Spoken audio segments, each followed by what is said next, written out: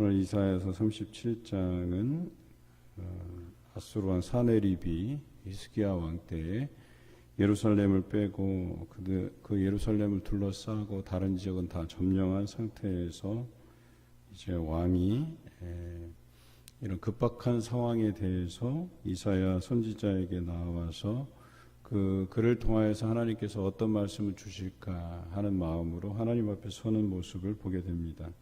특별히 1절에 보면 히스기야 왕이 듣고 자기의 옷을 찢고 굵은 배 옷을 입고 여호와의 전으로 갔다 그랬습니다. 보통 그 결연한 의지를 표현할 때 배옷을 입고 그 옷을 원래 평소에 입던 그런 화려한 옷들을 찢어버리고 배옷으로 갈아입고 그래서 경건한 마음으로 또 결연한 의지를 가지고 여호와의 전으로 갔다라고 하는 것이죠. 이 상황은 하나님만이 해결하실 수 있는 것이고 또 우리 인생에 있어서 사실은 우리가 알기에는 사사로운 아주 작은 것부터 어찌 보면 인간이 감당할 수 없는 큰 일까지 다 하나님께서 해결하시고 인도해 주시는 것임을 망각할 때가 있다는 것이죠. 왜냐하면 작은 일일수록 이건 내가 해결할 수 있다고 생각하기 때문에 그렇습니다. 그런데 칼빈의 5대 교리에 따르면 우리가 할 수 있는 일이 없어요. 사실은 하나님께서 우리를 통해서 이루시는 것이지 우리가 의지적으로 할 수 있는 일이 선한 일이 아무것도 없다라고 하는 것이죠.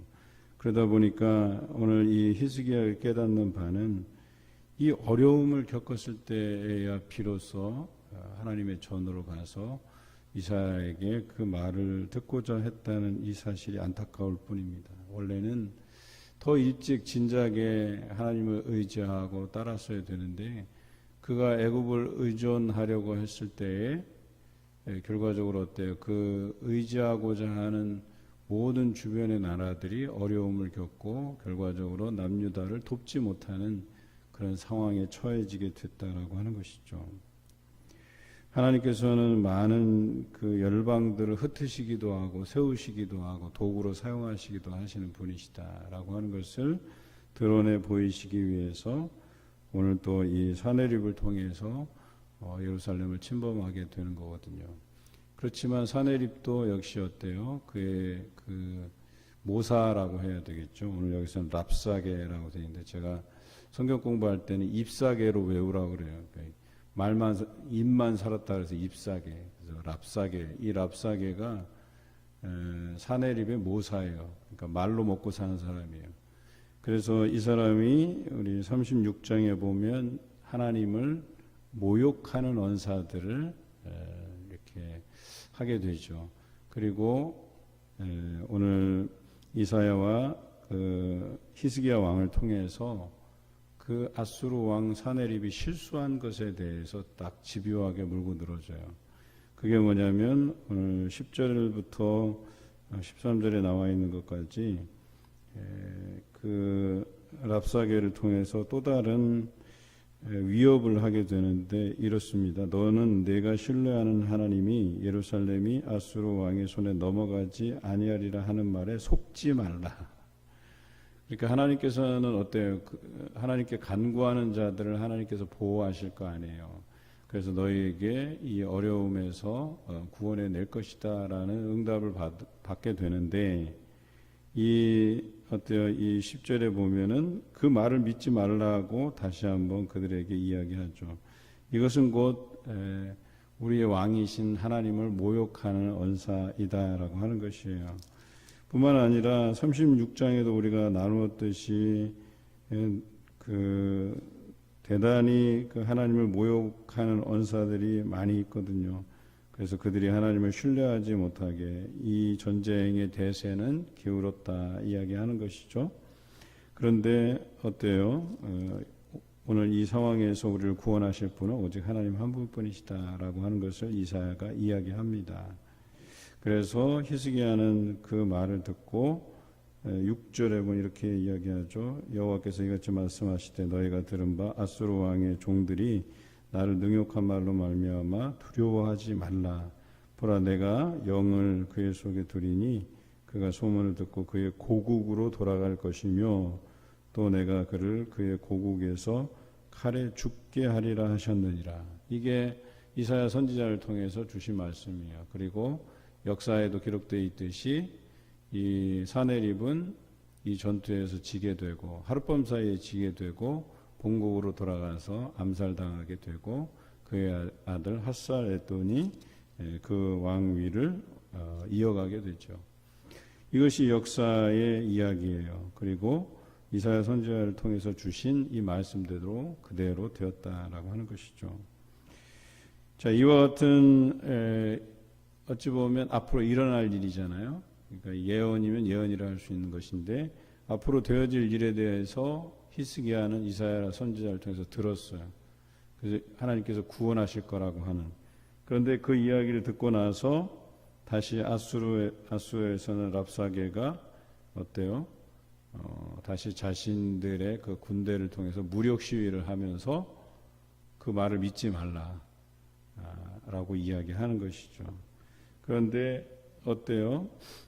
다시 히스기야가 그 이야기를 듣고 나서 여호와의 전에 올라가서 그것을 펴놓고 여호와께 기도하게 되죠. 어떤 기도를 하냐면 16절부터 그룹 사이에 계신 이스라엘 하나님 만군의 여호와여 주는 천하 만국의 유일하신 하나님이시라. 주께서 천지를 만드셨나이다. 여호와여 귀를 기울여 들으시옵소서. 여호와여 눈을 뜨고 보시옵소서. 사내립이 사람을 보내어 살아계신 하나님을 회방한 말을 들으시옵소서. 이 히스기야가 참 지혜로운 기도를 하고 있어요.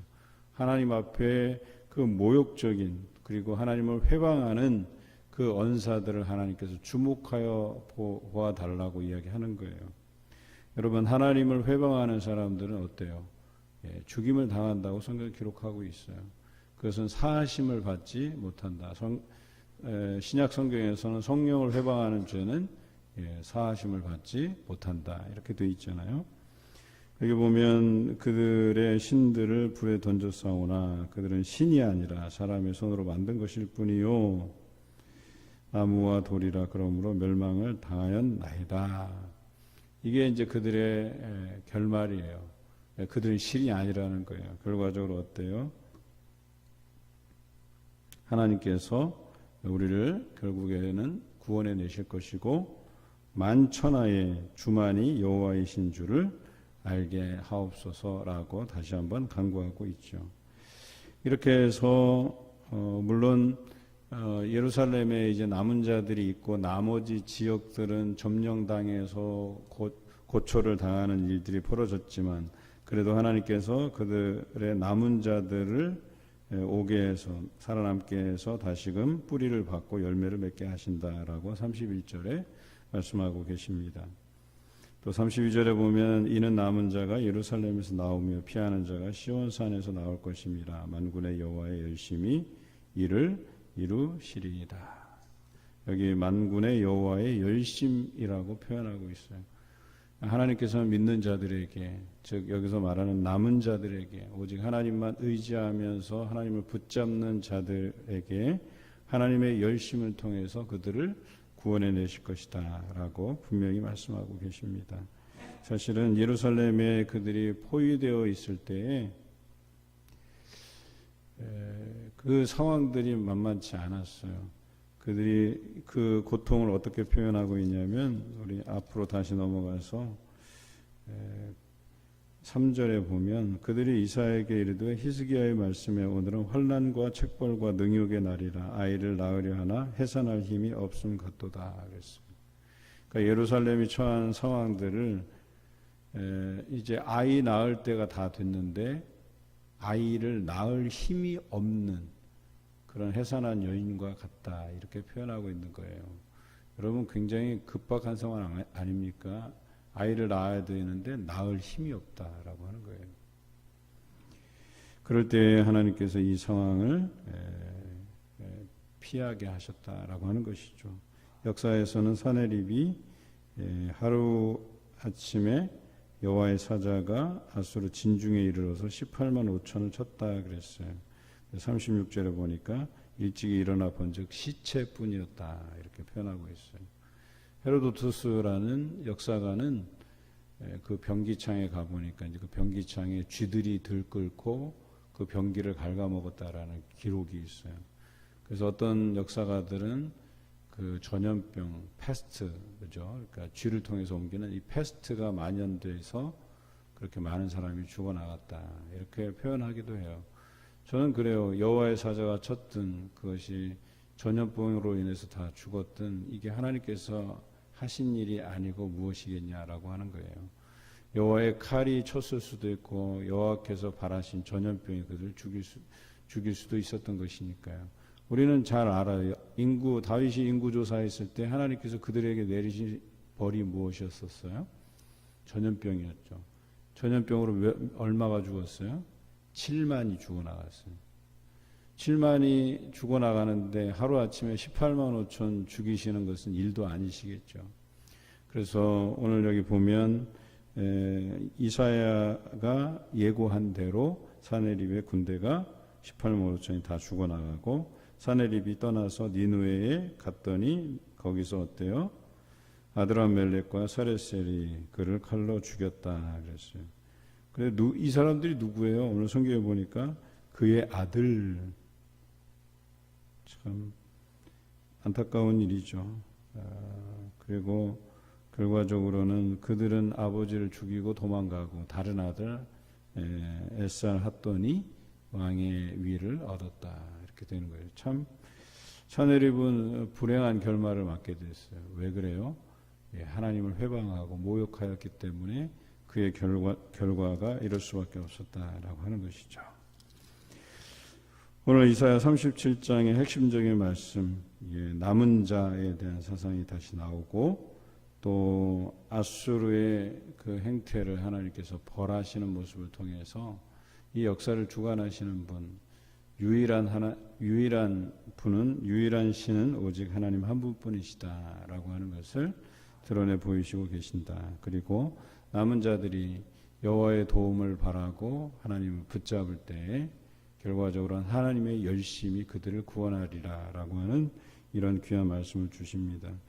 이제 오늘부터 연휴 기간입니다. 우리 추석 명절을 하나님의 은혜 가운데 보내시길 바라고 또 가족들이 모이다 보면 여러 가지 가정사에 있어서 어려운 점들이 나누어지기도 해요. 그 어려운 문제가 있을 때 같이 기도하는 마음으로 예배드리시고 또 각자 자녀 손들에게 또 우리가 말씀에 더욱 충실히 살아가는 그 삶을 다짐하는 귀한 날들이 되시기를 주님의 이름으로 기원합니다.